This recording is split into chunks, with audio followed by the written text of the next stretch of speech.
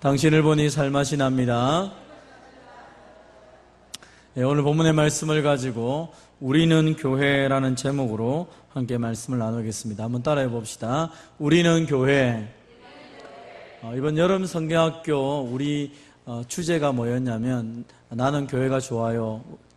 그 교회가 좋다라는 의미를 우리가 배우기 위해서 교회가 어떤 곳인가에 대해서 여름 성경학교를 통하여 함께 배웠습니다. 그리고 그 교회에 대한 온전한 신앙 고백이 우리 가운데 세워질 때 하나님이 기뻐하시는 아름다운 공동체가 되는 것을 확신하게 되었습니다. 저는 어저께도 우리가 또 중직자 LDC를 통해서도 본문의 말씀을 가지고 우리가 교회라고 한다면 우리는 어떤 교회가 되어야 될지에 대해서 함께 나누었습니다. 함께 그 부분을 또한 동일하게 나누고자 합니다. 오늘 본문에 보면 42절에 그들이 사도의 가르침을 받아 서로 교제하고 떡을 떼며 오롯이 기도하기를 힘쓰니라 라고 말합니다. 초대교회의 모습이 어땠는가? 제일 처음 성령님이 임재하시고 난 이후에 예루살렘에 교회가 세워졌는데 그 교회는 함께 모여서 말씀을 받는 데 열심을 다했습니다. 그래서 사도들을 통하여 전해지는 하나님 말씀을 듣기 시작했고 그 말씀을 받아서 서로 교제하였다는 것입니다. 말씀의 기초가 된 교제를 하고 그 말씀을 기초된 교제를 통하여 떡을 떼면서 우리가 하나라는 사실을 고백하며 날마다 살아갔습니다. 뿐만 아니라 이 일들을 잘 감당하기 위해서 오롯이 기도하기를 힘썼다라고 말합니다. 그래서 교회는 말씀과 기도, 교제가 있지 않으면 교회 역할을 감당하기가 쉽지가 않습니다. 교회가 그렇게 말씀과 기도와 교제를 통하여 행동했을 때 온 백성이 교회를 향하여 칭송하였다라고 말합니다. 그것은 불신자들과 성도들도 다 함께 참 좋은 교회다. 참 저 교회는 있어야 되고 저 교회야말로 우리 가운데 소망을 준다라고 사람들이 외쳤다는 것입니다. 사실은 오늘 본문에 보면 43절에 사람마다 두려워하는데 사도들을 말미암아 기사와 표적을 많이 행하니 불신자들이 교회를 바라볼 때 두려움을 느꼈다는 것입니다. 그 두려움의 핵심들은 사도들이 행하는 기사와 표적뿐 아니라 성도들이 이전에 행하지 않았던 새로운 일들을 하기 때문입니다. 그 새로운 일들이 무엇이었습니까? 바로 유무상통이었습니다. 재물이 있는 자는 재물을 나누어서 팔아서 가난한 자들에게 채워주는 일들을 하기 시작합니다. 각 사람의 필요를 따라 나누어주고 그들이 날마다 마음을 같이하여 함께 모이는 모습을 보면서 참 교회라는 곳은 희한한 곳이구나. 어떻게 자신의 재산을 팔아서 서로의 필요를 채워줄 수 있는 곳인가. 또 사도들은 어떻게 그들의 말씀을 통하여 병든 자를 고치는 그 기적적인 역사가 일어나는가. 그 모든 사건을 바라보며 불신자들이 교회를 두려워하기 시작했습니다. 그곳에는 하나님의 임재가 있었고 하나님이 살아계신 것이 사람들에게 보였기 때문입니다. 여러분, 오늘날 많은 교회들이 온 세상 사람들에게 칭송을 받으면서 참 저 교회는 우리 마을에 있어야 되고 참 저 교회 때문에 우리가 복을 받는다, 그런 소리가 나오는 것이 사실은 정상적이라는 것입니다. 그런데 교회가 지금은 세상 사람들에게 지탄을 받기도 하고 염려와 걱정거리로 그렇게 대두가 되기도 합니다. 저 교회가 왜 우리 마을에 있어야 되는가? 왜 저 교회가 여기 있어가지고 우리로 하여금 저 땅을 버리고 있는가? 이렇게 말하는 일도 벌어지고 있다는 것입니다. 그렇다면 왜 그런 일들이 이 땅 가운데 일어나게 되었습니까? 사실 오늘 본문의 말씀에 근거를 하면 첫 번째로는 사도들의 가르침을 제대로 받지 않기 때문입니다. 말씀이 없기 때문에 그들의 삶 가운데 참다운 교제와 기도의 삶이 없기 때문에 세상 가운데 속에서 하나님의 능력, 하나님의 사랑을 보여줄 만한 것이 아무것도 없다는 것입니다. 말씀이 내 삶 가운데, 말씀이 내 마음 가운데 살아 움직일 때 그 말씀 때문에 반드시 변화가 일어나고 그 말씀을 통하여 새로워지는 것은 당연한 것입니다. 그런데 예배를 통하여 하나님을 만나지 못하고 예배를 통하여 하나님 앞에서 변화되지 못하기 때문에 변화되지 않는 모습으로 세상에 나가니까 동일한 모습으로 동일한 말을 하며 살아가게 되는 것입니다. 그러니까 불신자들이 매력을 느낄 이유가 없죠. 우리하고 똑같은데 무슨 매력을 느끼느냐는 것이죠. 우리하고 똑같은데 왜 교회를 두려워해야 될까요? 그럴 이유가 없다는 것입니다.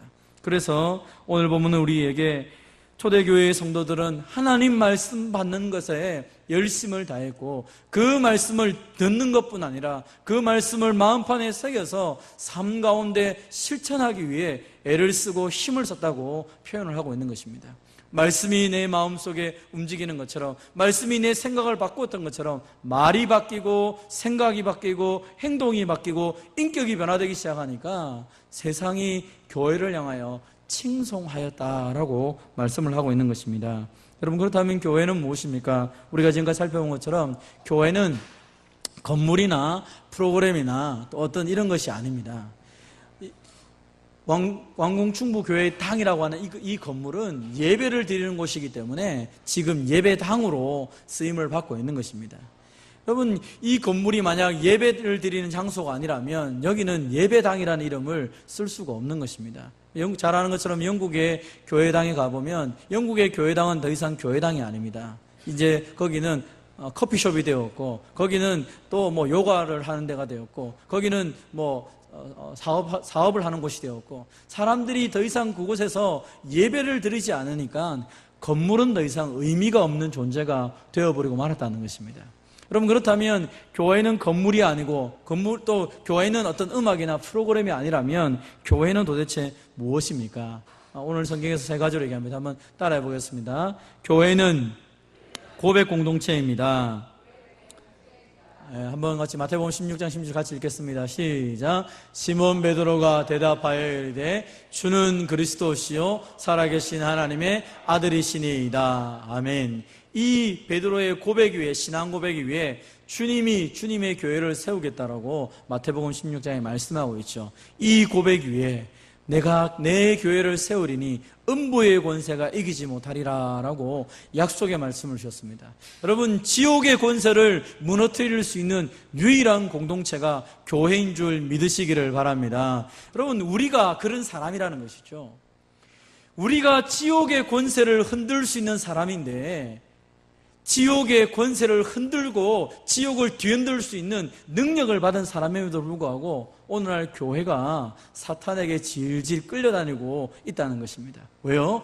분명한 신앙 고백을 하지 못하고, 분명한 신앙 고백이 나의 고백으로 확정되지 못하고 두리뭉실하거나 희미하게 고백을 하며 살아간다는 것입니다. 여러분, 고백이라는 단어가 어떤 말인 줄 아시죠? 우리 옛날 영화를 보거나 드라마를 보면 사람들이 칼을 탁 내밀고 너 뭐 부인해봐, 뭐 그 말 취소시켜, 취소해, 뭐 이렇게 말할 때 많이 있지 않습니까? 칼이 목에 들어와도 내가 이 말을 변화시킬 수 없고 바꿀 수 없는 그것이 진짜 고백이지 않습니까? 여러분, 우리가 예수님에 대한 고백이 시간에 따라서, 장소에 따라서, 환경에 따라서 바뀌고 있다면 그것은 온전한 고백이 아닐 것입니다. 예배 시간마다 우리가 사도신경을 고백을 합니다. 여러분, 왜 우리가 예배 시간마다 사도신경을 고백합니까? 그것은 내가 믿는 하나님이 누구이신지, 오늘 내가 누구인지를 날마다 고백하지 않으면 우리가 주님 앞에 예배하는 것 자체도 제대로 할 수 없기 때문입니다. 여러분, 우리가 하나님 앞에 예배를 드리러 모였습니다. 그때 사도신경을 합니다. 나는 전능하신 아버지 하나님, 천지의 창조주를 믿습니다. 천지의 창조주 되신 하나님 앞에서 내가 예배를 드리는데 어떤 자세로 내가 예배를 드리겠습니까? 지금도 살아계셔서 우리 가운데 역사하시는 그 성령 하나님을 내가 믿는다라고 고백하고 이 자리에 있다면 어떤 자세로 하나님 앞에 예배를 드리겠습니까? 고백 공동체라는 것은 이 고백 하나에 내 목숨이 달려있고 내 삶이 걸려있는 것입니다. 그래서 사실은 우리 잘 아는 것처럼 로마 시대 때 교회가 카타콤에 숨어서 지하 동굴 속에서 예배를 드릴 때는 세례받는 것이 쉽지가 않았습니다. 왜냐하면 그 사람들이 잘못 그 예배 장소를 가르쳐주면 그 자리에서 예배 드리는 사람은 하루아침에 몰살을 당하게 됩니다. 그래서 신앙 고백에 대해서 철저하게 훈련시키고 진짜로 그 사람이 고백을 하면 교회 공동체의 일원으로 받아들이게 됩니다. 그게 바로 세례라고 하는 것입니다. 그래서 로마 시대 때 기록을 보면 최소 3년, 어떨 때는 1년, 신앙 고백을 그렇게 가르치고 그 고백이 분명하다고 확신이 들면 공동체 앞에 데리고 와서 세례를 베풀면서 신앙 고백을 하게 만든 것이었습니다. 그렇게 교회 공동체는 고백 공동체로 만들어진 것이죠. 오늘날 교회가 힘을 잃어가는 가장 큰 이유 중에 하나는 고백이 약해지기 시작하는 것입니다. 내가 믿는 하나님이 누구신지, 내가 믿는 예수님이 누구신지, 그래서 내가 어떤 존재로 오늘 이 자리에 있는지를 잘 모르니까 우리의 말이나 행동이 함부로 하게 되고 너무 쉽게 우리가 여러 가지 말들을 한다는 것입니다. 사랑하는 성도 여러분, 꼭 기억하십시오. 우리의 고백이 동일해야 되고 우리의 고백이 같은 고백이 될 때에 그것이 바로 교회가 된다는 것입니다.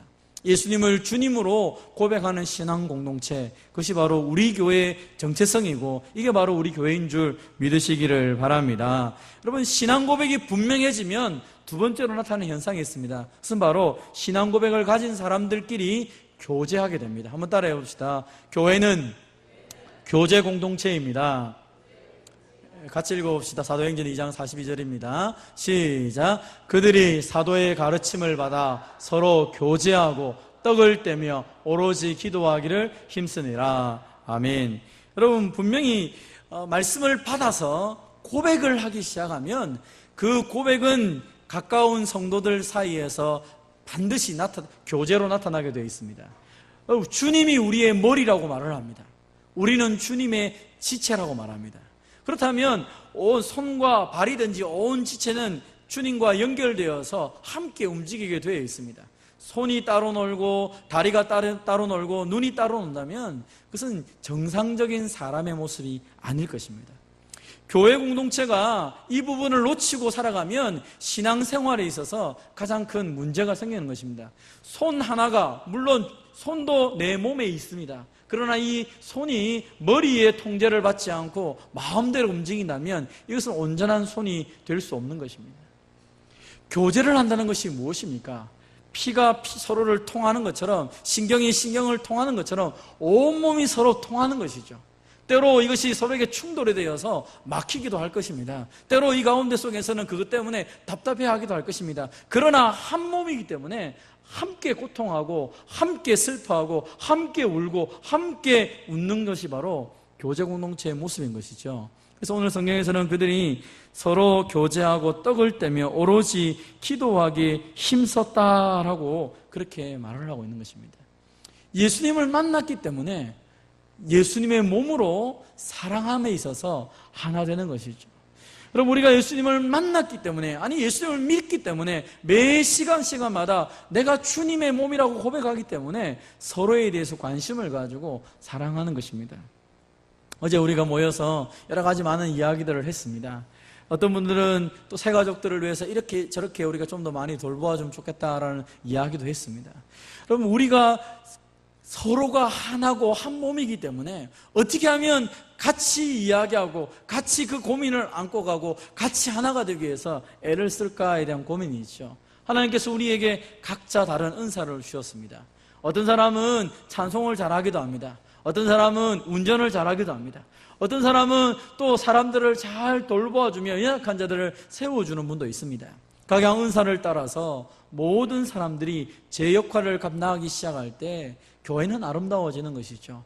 아, 손이 이쁘고 너는 맨날 먹기만 하느냐 하고 비난을 하기 시작하면, 여러분, 그래서 손이 입에 먹을 것을 주지 않으면 어떻게 됩니까? 굶어 죽게 되는 것입니다.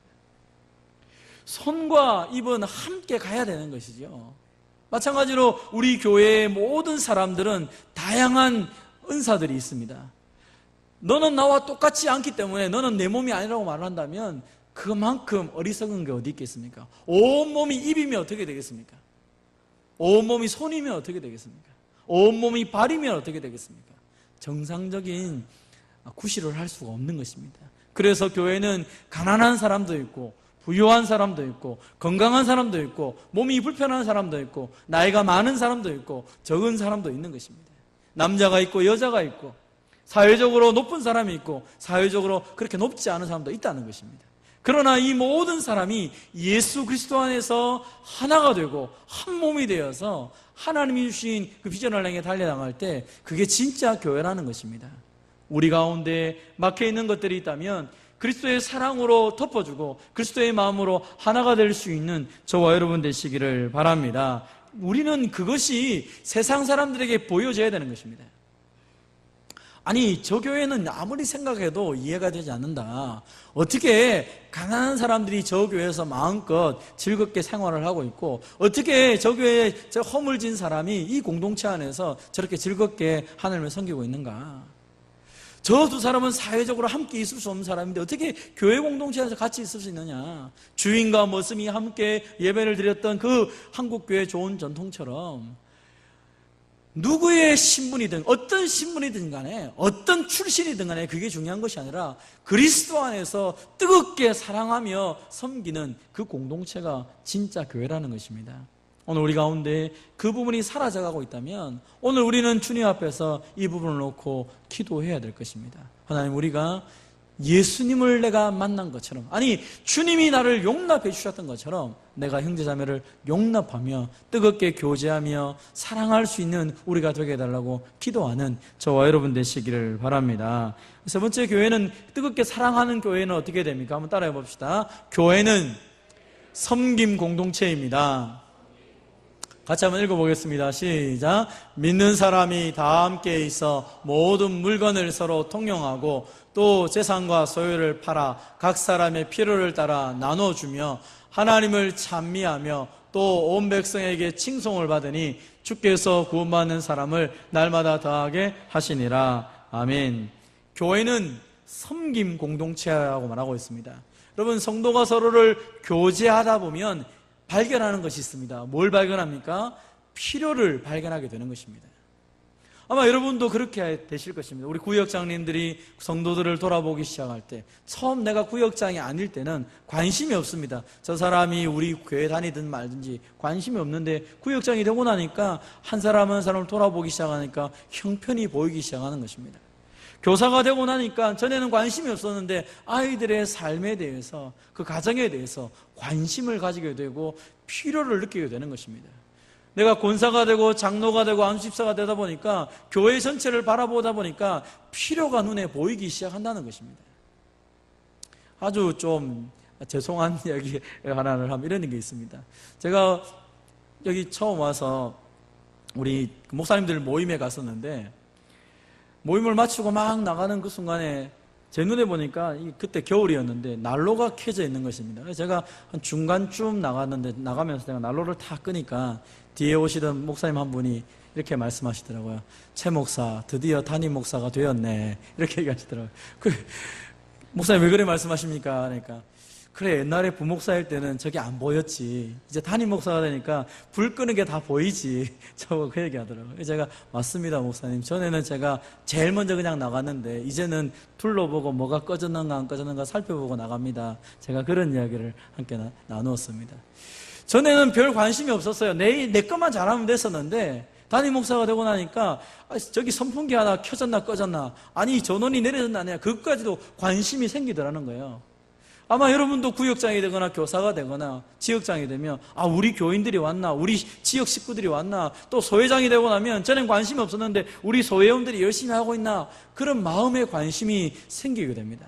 관심을 가지게 되면 그 다음에 뭐가 됩니까? 필요를 알고 나면 저 필요를 채워줘야 되는데 내가 아무것도 없으면 하나님께 기도하기 시작. 하나님, 내가 저 사람에게 물질적으로 도와주고 싶은데 내 돈이 없습니다. 물질을 채워주시든지 저에게 주시든지 방법을 달라고 기도하기도 합니다. 때로는 또 내게 조그마한 힘이 있으면 가서 일을 도와주기도 한다는 것이죠. 필요를 채워주는 것은 기도하고 관심을 가지고 교제하지 않으면 전혀 불가능한 것입니다. 어떤 분이 그런 얘기를 했습니다. 교회에 왔는데 그냥 나만 열심히 교회 다니면 되지. 목사님 그런 걸 생각합니까?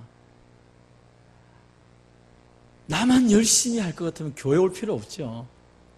그리고 그렇게 해서는 신앙생활이 절대로 성장하지 않습니다. 하나님은 교회 공동체를 통하여 서로 섬기고 교제함을 통하여 우리의 신앙이 날마다 성숙하기를 원하셔서 교회 공동체를 세워주신 것이거든요. 여러분, 그러면 또 우리 교회끼리 잘 먹고 잘 살면 됩니까? 여러분, 각자의 필요를 채워주기 시작하며 하나님을 찬송하기 시작하니까 우리 교회의 필요뿐 아니라 어디에 필요가 보입니까? 세상의 필요가 보이더라는 것입니다.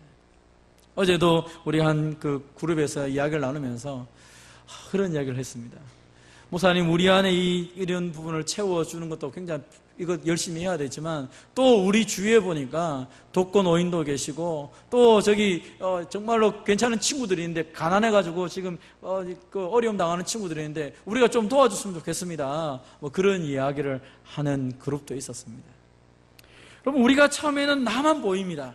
그러다가 우리 주위에 가까운 사람이 보이기 시작하고 조금 더 넓게 우리 구역이나 교회가 좀 더 보이기 시작합니다. 그러다가 좀 더 넓게 보면 우리 지역이 보이게 되죠. 하나님께서 우리 교회를 이 지역에 왜 이 왕국면 견우길 25번지에다가 이 교회를 세워주셨을까? 다른 데도 있을 텐데, 그럼 우리 교회를 통하여서 이 지역에서 무엇을 하기 위해서 우리 교회를 세우셨을까? 세상을 향한 눈도 열려지게 된다는 것입니다. 사랑하는 성도 여러분, 하나님이 우리를 왜 부르셨는지, 왜 우리를 이 수많은 이 땅의 교회 가운데 속에서 왕궁중부교회라는 교회로 함께 한 교회 식구로 묶어주셔서 우리로 하여금 무엇하기를 원하시는지 말씀을 통하여 우리가 살펴보고 다시 한 번 더 우리를 좀 점검해보면 좋겠습니다. 사랑하는 성도 여러분, 교회는 단순하게 교인들이 모이는 장소가 아닙니다. 교회는 세상을 섬기는 사람들입니다. 이제 우리는 세상을 향하여 나아가야 되고 우리가 받은 사랑, 우리가 받은 위로를 가지고 나가야 됩니다. 상처받은 사람들이 너무 많이 있습니다. 저는 우리 교회에 상처받은 사람들이 많이 왔으면 좋겠습니다. 그리고 우리가 그것을 치료할 수 있는 능력이 있으면 좋겠습니다. 여러분, 내가 성령을 통하여 치료받지 못하면 어떤 사람도 치료할 수가 없습니다. 고슴도치가 어떻게 서로 사랑을 하는 줄 아시지 않습니까? 그럼 처음 고슴도치가 서로 사랑하려고 하면 서로 많이 찔립니다. 왜요? 그 가시가 서로를 막 찌르기 때문에. 그러나 어느 순간에 적절한 관계와 거리와 그 모든 것을 통하여서 어떻게 하면 저 사람에게 내 마음을 줄 수 있는지를 깨닫게 되는 것입니다. 사랑을 하게 되면 생명이 태어나기 시작하고 또 세상을 섬길 만한 여러 가지 방편들이 보이게 된다는 것입니다. 저와 여러분이 바로 그런 사람이 될 때 우리는 세상 가운데 당당하게 말할 수 있죠. 아니, 세상이 우리를 향하여 오히려 말합니다. 당신을 보니 하나님을 본 것 같습니다. 여러분, 교회가 무엇입니까? 하나님을 보여주는 공동체 아닙니까? 보여주는 공동체. 우리는 막연하게 인사를 하면서 당신을 보니 살맛이 납니다, 당신을 보니 하나님을 본 것 같습니다 말하는 것이 아닙니다. 믿음으로 선포하며 살아가는 것이죠. 당신을 바라보는 모든 사람들이 살맛 나는 세상을 좀 살았으면 좋겠고, 당신을 바라보는 모든 사람들이 당신의 그 얼굴 속에서 하나님을 바라보면서 인생의 의미를 깨닫고 삶의 의미를 깨닫고 정말 살맛 나는 삶을 좀 살았으면 좋겠다고 하는 이 마음이 담겨져서 그렇게 인사를 하는 것입니다. 저는 우리 교회에 오는 모든 성도들이 정말 그 교회 문을 들어올 때는 의미 없이 들어오기도 하고 아까 우리 집사님 말씀처럼 너무 지친 가운데 들어왔다 할지라도 서로를 바라보면서 또 예배를 드리면서 정말 살맛난 모습으로 밖에 나가 세상을 향하여 달려나갈 수 있는 그런 교회, 그런 공동체, 그런 모든 성도들이 되기를 바랍니다. 여러분, 그렇게 되어야 진짜 교회라는 것이죠. 어떤 사람 말하는 것처럼 들어올 때 지친 마음으로 들어왔는데 나갈 때 기쁨으로 나갑니다. 왜 기쁘게 나갑니까? 예배가 끝났구나. 예배가 끝났구나. 그래갖고 무슨 세상을 변화시킬 만한 능력 있는 공동체가 되는 것입니까? 사랑하는 성도 여러분, 하나님은 우리가 정말 하나님이 원하시는 이 교회로 회복하기를 원하십니다. 분명한 신앙 고백이 있어야 되고요, 그 분명한 신앙 고백 때문에 교제를 하는 것입니다. 옆 사람이 대단해서 그 사람하고 교제하는 게 아니라 내가 분명한 신앙 고백을 말씀을 가지고 신앙 고백을 했기 때문에 그 고백을 따라서 교제를 하기 시작하고, 그 교제를 하게 돼서 반드시 하나님께서 보여주신 그 필요들을 나를 통하여 채워준다는 그 감격스러운 모습으로 채우는 것이죠. 하나님으로부터 모든 것이 왔고 모든 내 삶의 방향이 하나님께로 돌아간다는 것을 확신한다면 저는 우리의 삶이 이러한 삶으로 다시 바뀌어야 된다고 확신합니다. 사랑하는 성도 여러분, 여러분이 교회고 우리가 교회라는 사실을 꼭 기억하며 주님이 원하시는, 주님이 말씀하시는 바로 그 교회가 되기를 주님의 이름으로 축원드립니다. 시간 같이 한번 우리 기도합시다.